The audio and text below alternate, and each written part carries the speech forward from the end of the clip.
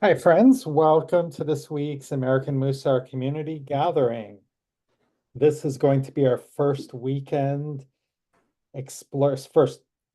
first week exploring the soul trait of enthusiasm, and we'll be trying to see how it might interact and support our practice of chesed. But first, we will get started the way we always do with a short meditation.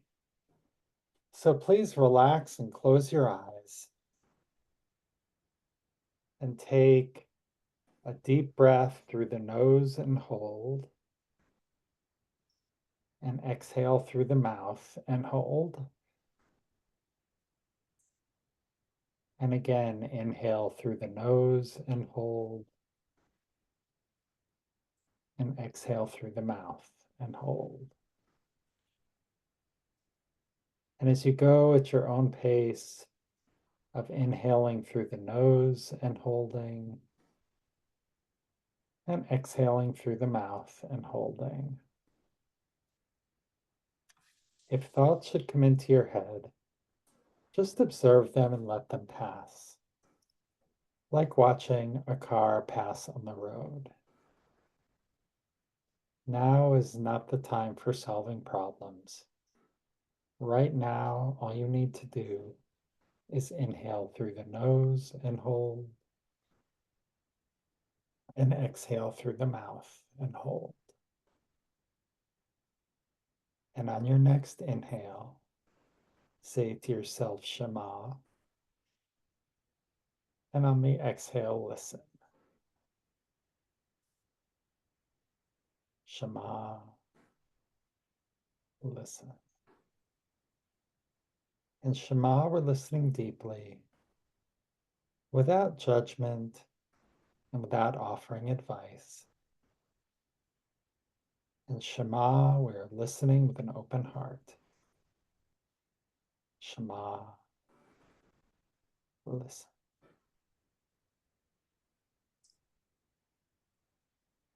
And when you're ready, you may open your eyes.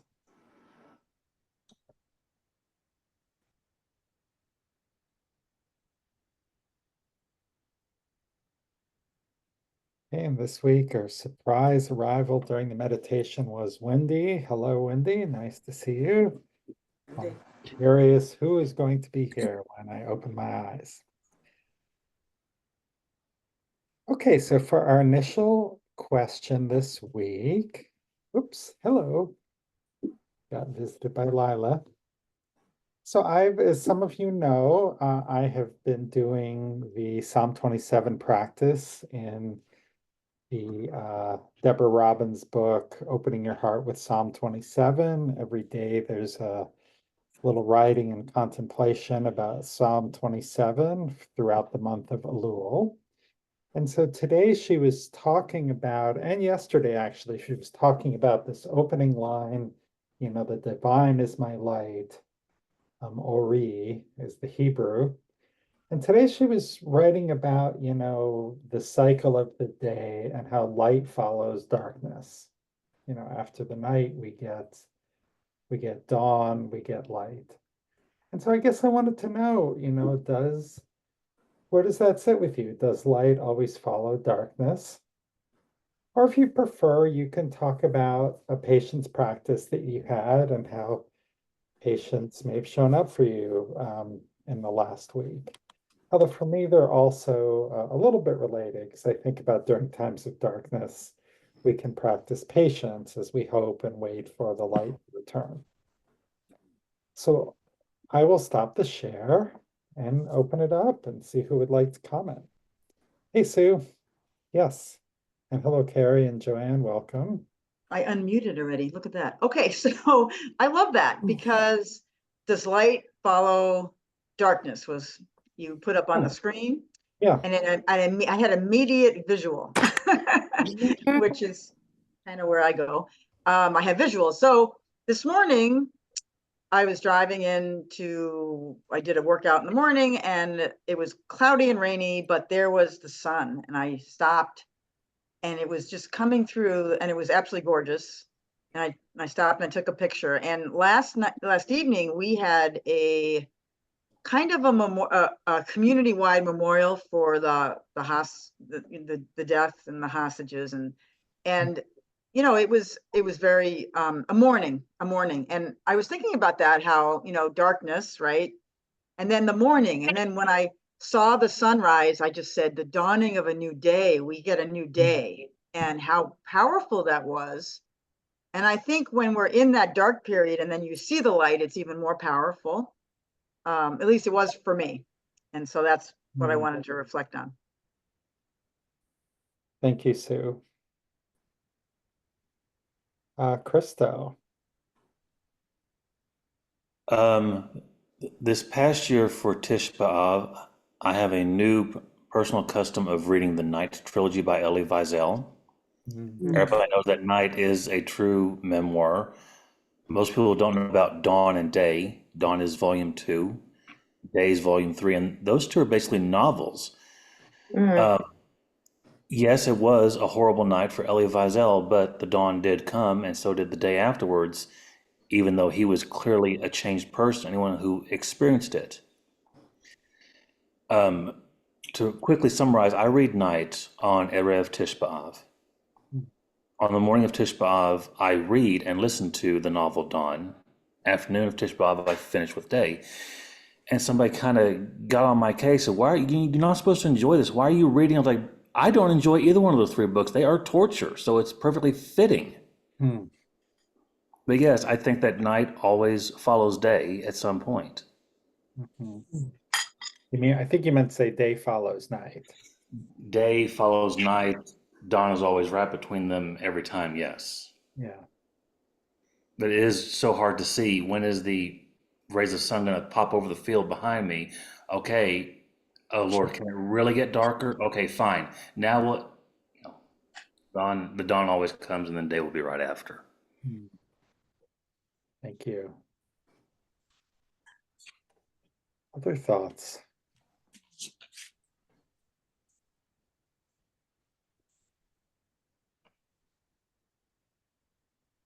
I guess is, how does that, you know, if we had a couple of arguments and experiences that, yeah, that is kind of part of our world, and it can hold metaphorically as well as, you know, in reality.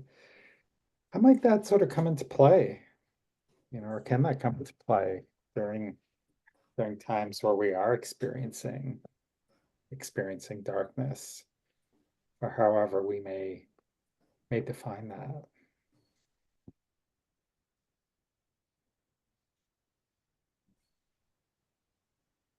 Yeah, Sarah. Whoops. I've noticed for myself, this is less metaphysical than the last comment, but I noticed for myself that I've learned to have patience when I'm in a darker place, because I've noticed that I have good days and lesser good days. And, you know, I've really taken note of that. And it's been helpful, because then when I'm in a low energy or sadder day or a more painful day or whatever, I say, this too shall pass. And so I practice patience. And I've noticed very specifically the pattern of it gets better. I mean, and it's like, I mean, I guess what I'm trying to say is that I've have some cycles that I've noticed. I mean, I've had some very big challenges with my son, with my own health, blah, blah, blah. It just seems like they keep coming. And so I feel like there's ups and downs, but I'm just more aware now.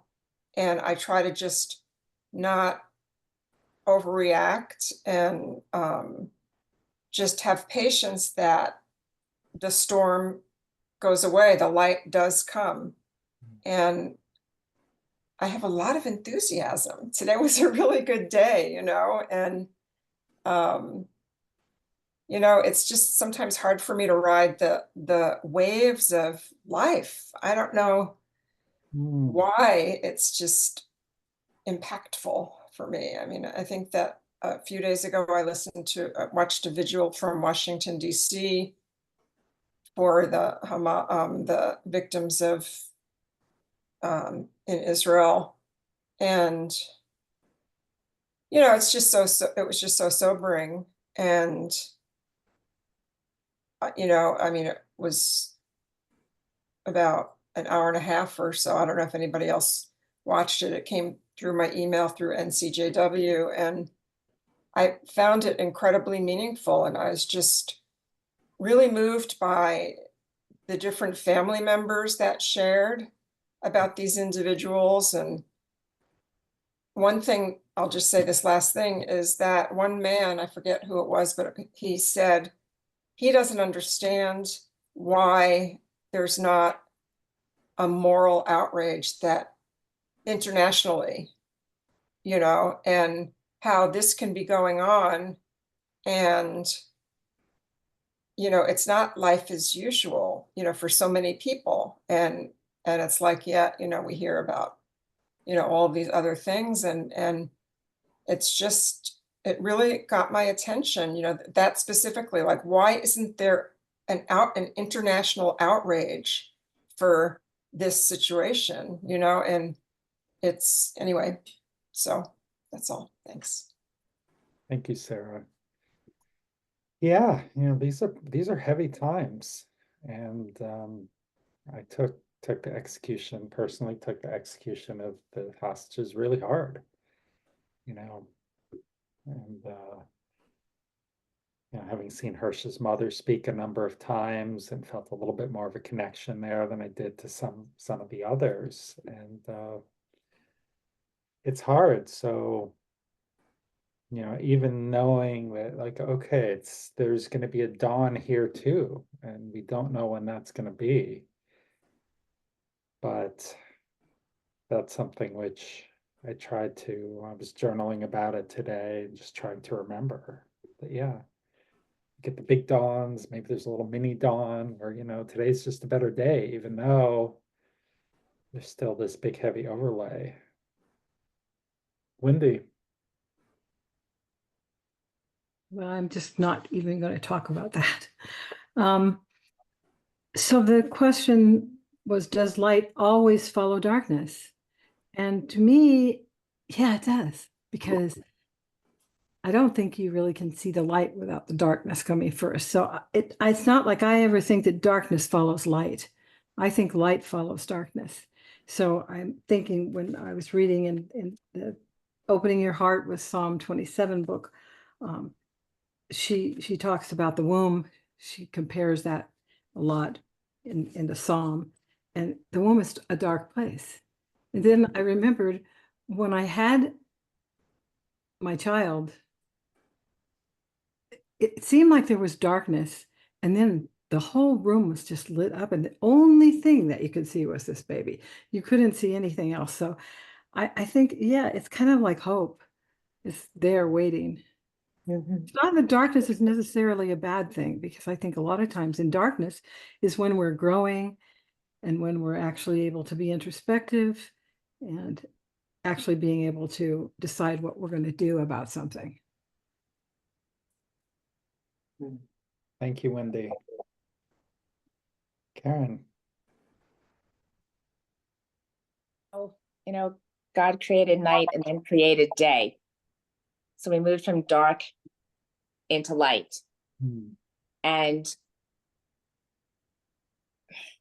animals, people, creatures, plants, they go to sleep when it gets dark. They wake up when day comes. So I too really believe that there's a cycle where we move toward the light and away from it and back to the light. For now, that's just a life cycle for me. And so I use that metaphor for a lot of other things in life. We go toward the light, away from the light, not into darkness, is my take. Thank you, Karen. I like that framing. We're moving away from the light, not into darkness. Hmm. Joanne. Yeah,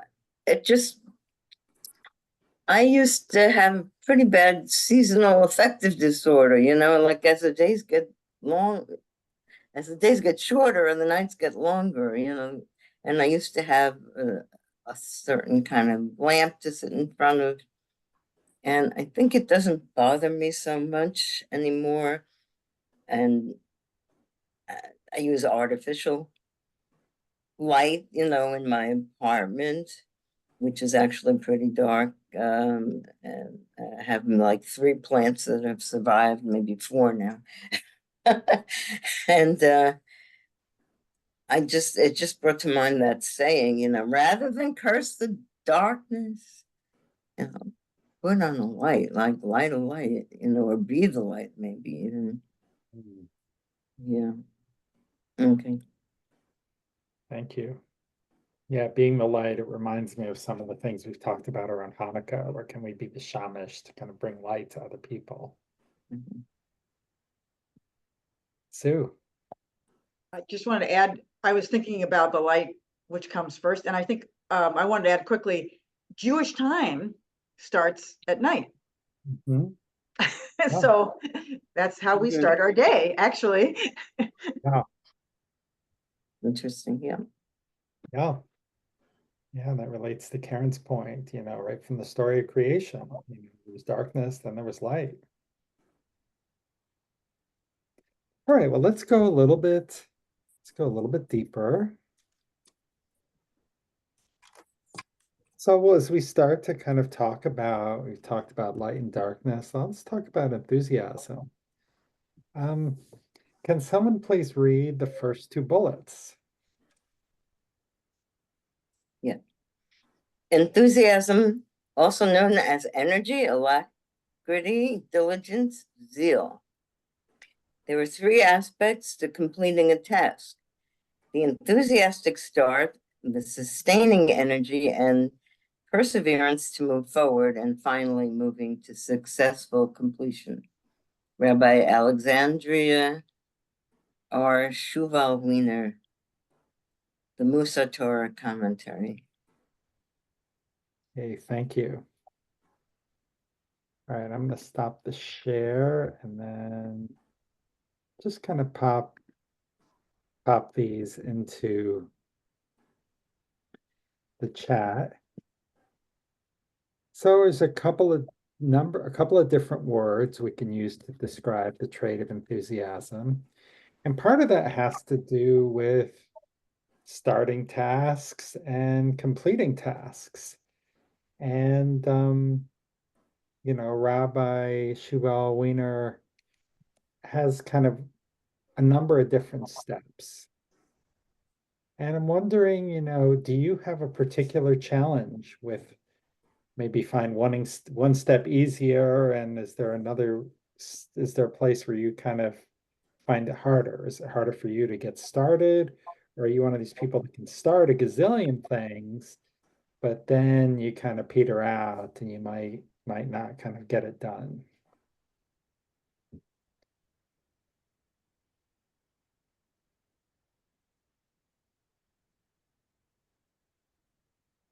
Yeah, Carrie.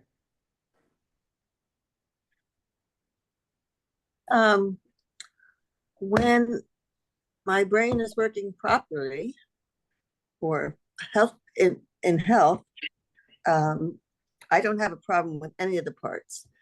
If I'm enthusiastic, I dive in and the rest follows because I really want to see what happens. It's like an experiment, a science experiment. I've got the pieces, I put them together, and I want to see what happens. But then, like today, my mood is not good. And I really wanted to practice painting today because I'm taking a class in 10 days and I'm totally unprepared for it. And it's been a struggle. It's been a struggle. I did not paint, but I cleaned up the studio to paint. I got all the parts in place. Hmm. And as I was doing it, I was feeling better, and I'm being patient with myself. And hopefully tomorrow I will be enthusiastic about it and be able to dive in. But I go back and forth depending on. I love it when I'm enthusiastic and really excited about something, all the feelings that happen. And I hate it when, like today, when it was just so damn hard, and trying really hard not to beat myself up and say it's okay. It's almost like the light dark thing. You're dark right now, but it's gonna get light. It's gonna be okay. So that's what I go through my whole life. Thank you, Carrie. I'm listening with an open heart. And I'm also hearing what you said is okay, today was kind of a darker day and I couldn't really kind of get going on painting, but I'm going to set myself up so that when things get a little lighter, I'll be ready to go. So we'll hear from Sue and then Toby. I immediately, when I saw that, I thought, oh, enthusiastic start? No. I'm a finisher. I procrastinate, especially with the big projects. So that actually was funny that it said enthusiastic start. You know, I'm really great once I get going. I'm great at sustaining, I'm great at finishing, but I put off things. So it's the procrastination. I need a deadline, and then I'm like, okay, I can get this done. If you need it by a certain day, yeah. But especially if it's a big project, and I find it's, you know, if I could break it down, okay, or just start somewhere. Wow. But that's me. Yeah, I can relate. Maybe we should say enthusiastic in parentheses start, you know. Sometimes you gotta, you know, I was starting to write a sermon today and I'm like, all right, I just gotta start writing. You know, sometimes I find I might have to write 2 pages before I actually get to a page that I like and I'm gonna keep just to kind of get going. Toby and then Wendy. I'm not really good at starting either. Starting is the difficult part for me. Once I get going, it's all good and I always finish. I'm a believer in finishing what you start. Even I belong to a bunch of book clubs, and there are a bunch of people in those book clubs who say, well, you know, I've read 40 pages and I hated it, so I just am not going to read anymore. Well, I have had the same experience and read the 40 pages and hated them. But for me, I have to finish the book. That's just my nature. But I found what Carrie said really informative as far as breaking the task down. And if you have trouble getting started, or if I have trouble getting started, if I can do something, and that may only mean, you know, like vacuuming up the cat hair, you know, or whatever, you know, or anything that I can do towards that project helps to build the enthusiasm to finally get started. And I go back and forth in cycles, you know, with that too. So don't beat yourself up. That's, I guess, the moral of that story. Thank you. Don't beat yourself up is it's a good lesson that can kind of apply in a lot of situations. I don't know. I can never think of a situation where it helps to beat yourself up. So I think that's pretty much a universal downer. Wendy. That's a nice mantra. Yeah, I was really relating to what Carrie was saying, but in a kind of a different way, because you guys probably remember or know that I'm a grant writer. So it's really exciting work because I love lists and grants. You know, you can break them up you have to break them up into parts. So I haven't got any trouble starting, but then I'll get to a place where I get stuck. And then I just can go down to the list and I'll say, oh, well, I'll do this instead, and then go back to that. So that makes it easier for me to sustain that energy. Having the list helps you sustain it. Yeah, this is so interesting for me because like traditionally I can get very excited about ideas and kind of get going on a project, but then it's really hard to kind of finish it off sometimes. But I know sometimes I've developed the skill where I'll kind of get going on something and it's like I'm going to finish. Like, getting through school, there was no way I was not going to finish. And I never had such an easy time getting all my homework done as last year. And it was a huge amount of work writing that thesis because I was going to finish. Um, Boy, it was hard to get started on that, on that as I think about it. Um, and like it's a little hard for me to getting started, around my website. That was tough. And I think the breaking it down into smaller tasks has helped me a bit too. Because if the mountain seems too big, I think it's hard to kind of get going if you haven't built up your muscles yet. Any other thoughts? Krista, I see you wrote something in the chat. Oh, I put two things from one of my journals, my newest one. Procrastination is the bad habit of putting off till the day after tomorrow what should have been done the day before yesterday. And then a few hours later on the same day, I wrote down, yeah, I used to just procrastinate all the time, but I got so good at it, I decided to go pro.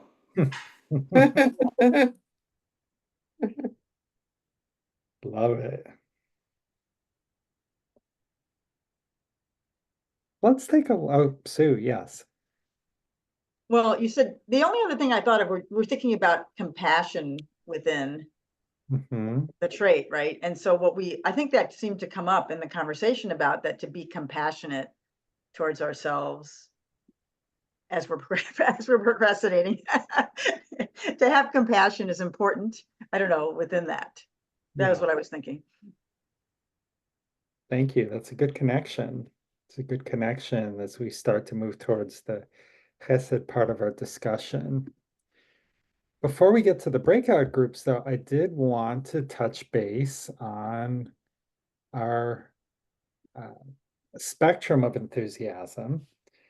It is about kind of taking action. It is, in some ways, the complement to patience. One of the mantras I like is making the most of each moment. And even if I think about like Carrie's example, where it's like, okay, I'm not going to be painting, but I'm going to do something with the time, and I'll get something done. But if we're, have too little of this alacrity or enthusiasm, it can be seen as being slothful or lazy. And I would say for the next edition of the book, I'll probably change those words because there's a certain judgment, and that is very much in the beating yourself up realm.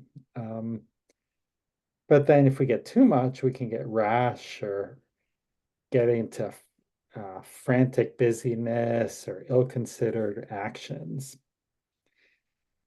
So as we think about this spectrum, we've talked about, some of the challenges of getting going or completing tasks. We've thought about different ways we could approach it. So have a kind of a new take, a slightly different, but what I hope you'll find complementary direction as we get ready for the breakout groups. Could someone please read this first bullet?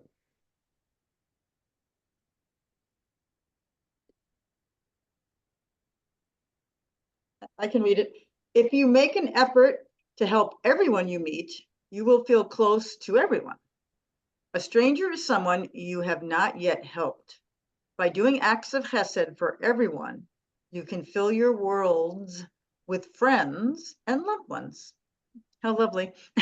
Rabbi Eliyahu Dessler, Miftav, whatever. Yeah. Okay, yeah. Do you want me to read the rest too? No, thanks. I can. Okay. So, there's something really very much enthusiasm centric around this, making an effort to help other people. Okay, that feels like enthusiasm, but there's also like, wow, do we really want to spend all our time like doing acts of chesed for everyone? Like, I love this kind of vision of like filling your worlds with friends and loved ones, and it's very aspirational. And it also sounds pretty exhausting too. So, but maybe not. Maybe it's a virtuous cycle. But where I would love you and your partner to kind of talk about how enthusiasm can help you practice chesed, maybe inspired by this quote. Yeah. Where might you try this in your life? So I'll stop the share and I'll paste it in the chat so you can think about this while I open the breakout rooms.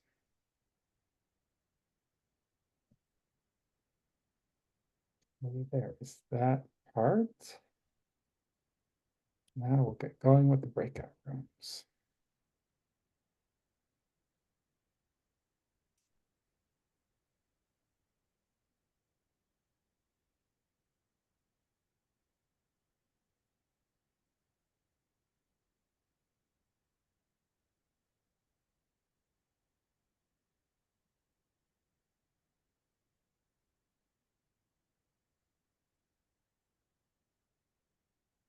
Okay, the rooms are open.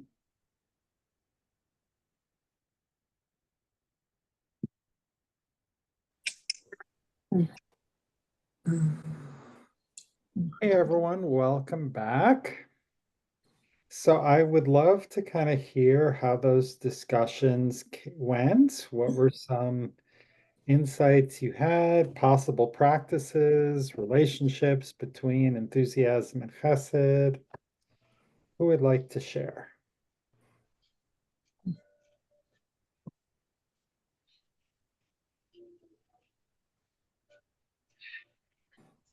Joanne left.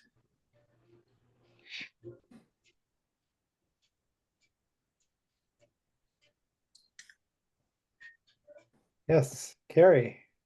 I don't know if we really talked about any of that stuff. I would just we we got very ADHD, and it was a great discussion, but I don't think we can contribute to, or I can anyway, to.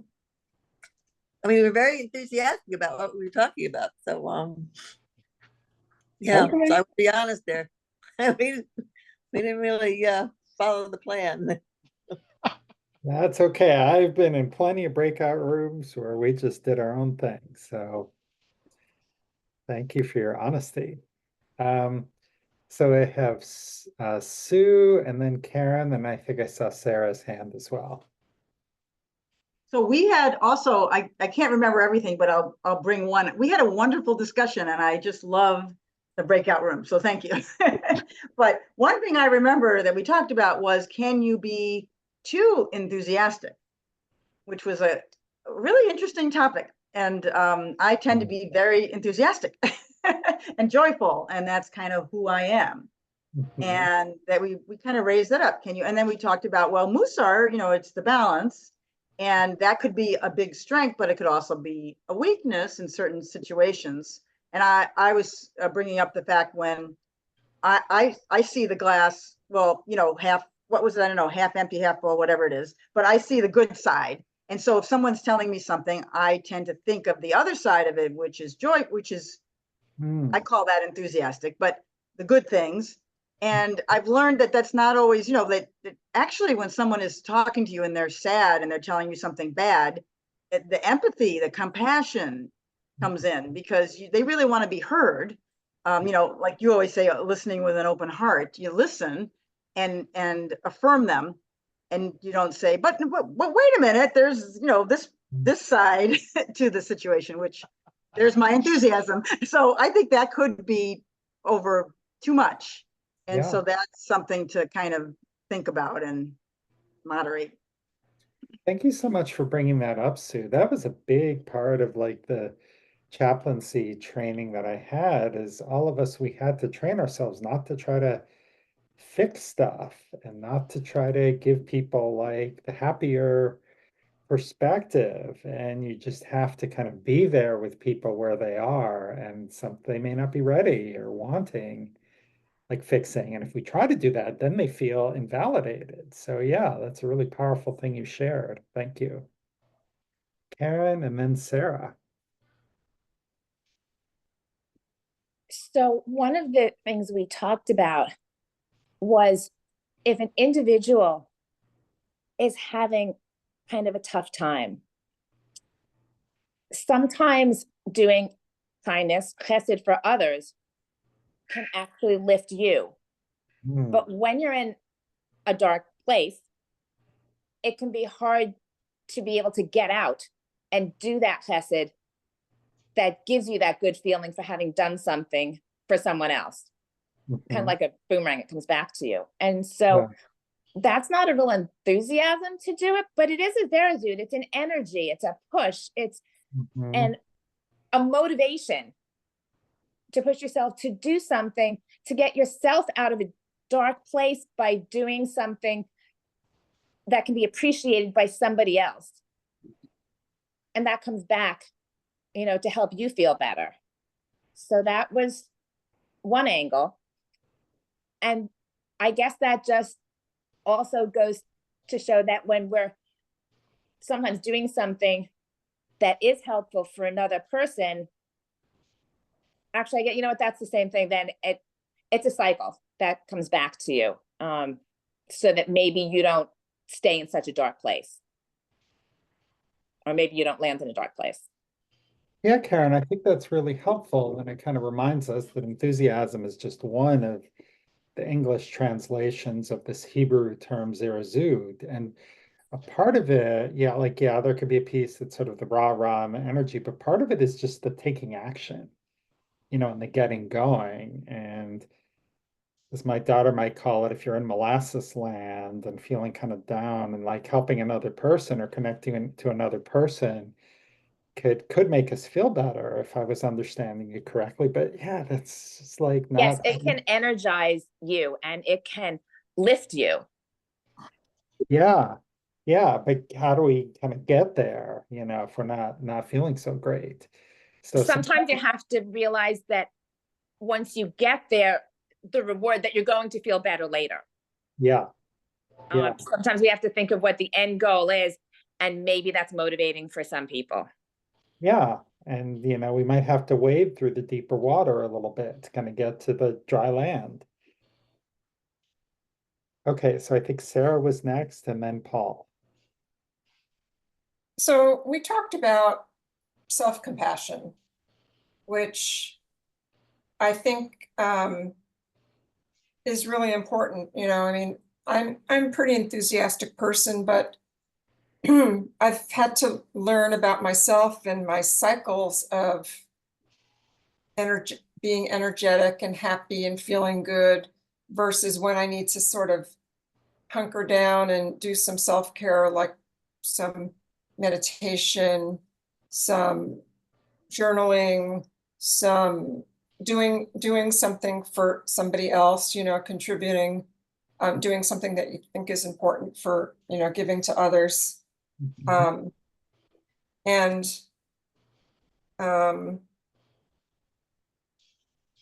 yeah, and I also just really liked what was said about not trying to fix people and accepting people for where they are, because I just always think about how we really, or I guess for myself, I just want to really be heard and understood. Yeah. I don't need anybody to fix me. I mean, I've had so much therapy, and luckily my therapist doesn't give, I have to stop myself. What I've learned is I need to not give unsolicited advice to others, because that can be something that I love to do. I would love to solve your problems more than I would like to solve my own. So, just having that sort of self-awareness of, when to act and when to step back, and that self-compassion, like, Carrie, when you were talking about your project, today, and it was sort of like, felt like not so productive. I remember always when I was in school, I would like have to clean the house. I would have to clean my desk. I would have all of this readiness behavior before I was ready to sit down and do it. And so, for me, it's, I've just found it valuable to understand my own process and know that, there's ebbs and flows. And, when I'm like not that energetic, eventually I'll do what's important to me and, show up for the things, that I want to do. So that's all. Thanks. Thank you, Sarah. So Paul and then Christo. So honestly, I think Sarah said everything I was going to say. So we were in the meeting together, right, in the breakout. So it was, we had a lot of enthusiasm about sharing, these, both of us being in recovery, that something's been a thread, and getting out of our own way has been really important. But sometimes the path to get there is going to be different every single time. And I too really appreciate, Carrie, what you were saying about that. What I love about you, among many other things, is just that you will find something to do just to get started, even if it's not actually doing the thing you want to do, but you just need to get some action going, and that can be helpful. And so sometimes for me, it's not a matter of being enthusiastic and going and helping other people. It's really thinking, what can I do just to get myself out of this pit? And it can be just starting on a square foot of something that's a big mess, and just start there. And that's all I need. But that's, again, trying to balance out the self-compassion with the compassion for others. Thank you. Well, thank you. Well, I'm noticing how much energy there was, and it seemed like all of the groups were very, very energetic, and there's sort of an implicit discussion about the soul trait of order I'm detecting in a lot of these, where it's like setting a plan, and my plan is today I'm gonna just clean the crap out of stuff, or I'm just gonna start on this corner. And I took a time management class when I was sort of new in the corporate world, and remember, like, there are all kinds of tasks about getting over procrastination, and the instructor, she called it Swiss cheesing, where you just slice your task into these tiny layers of Swiss cheese, and each one is just a tiny little slice, and then you go one at a time. Christo. This is kind of referencing to what Sarah said about not wanting unsolicited advice. The advice you think may help someone may actually do more harm. Mhm. While I was visiting a friend of mine in Pittsburgh for a few weeks, a little over 2 months ago, he still is struggling with a lot of stuff, but what helped him was simply me being there in person, face to face, and not in Texas, and just listening.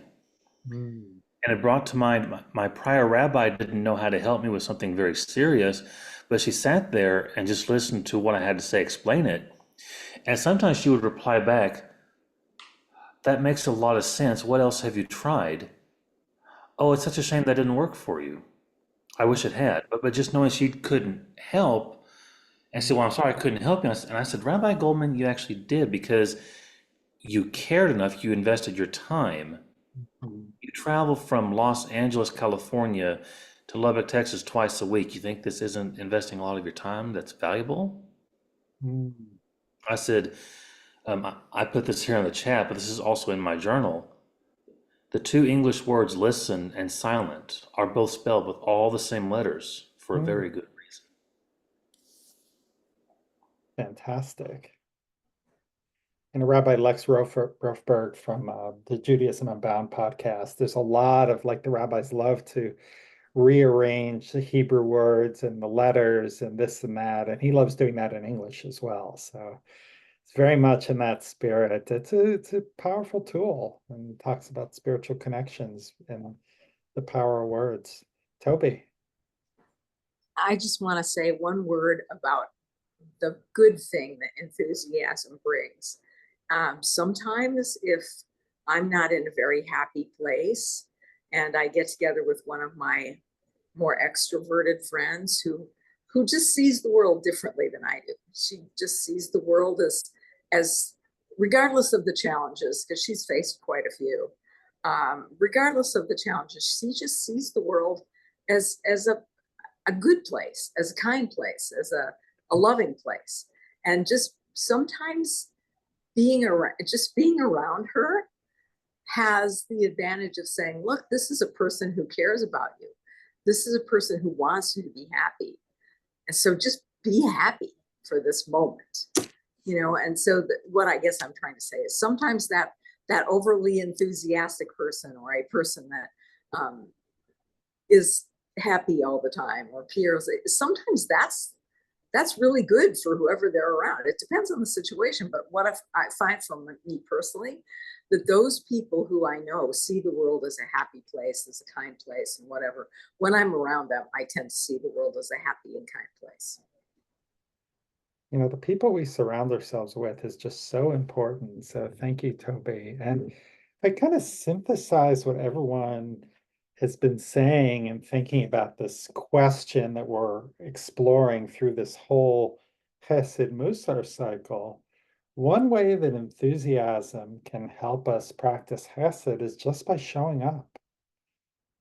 I've been I've been missing school and missing a lot of my classmates and working on my job search and things like that. And one of my classmates just called me today out of the blue to check in. And boy, that just meant the world to me. It was really nice, and we only had time to talk for 10 minutes, but just that little gesture, just that showing up really, really is good. And showing up and then in balance, not trying to do too much, just listening, just being present. And, you know, Rabbi Dessler's quote, whatever that was okay, that's all fine and good. But just showing up for somebody, I think, is really, really key. That's why we're supposed to have a minion to say 10 people to say Kaddish. It's not to kind of please God, it's to show up for the mourner. So thank you all so much. I'm really touched by this discussion, as I often am. So let's just close with a short meditation. Once again, close your eyes and relax. Let's just take a moment of really heartfelt gratitude for everyone showing up today. For showing up by listening and showing up with your whole self in your breakout room. And for your Havruta partner, for them showing up. And just for all of us here together, maybe we can set the intention that we'll find one way to show up for someone this week, whatever that might mean to you.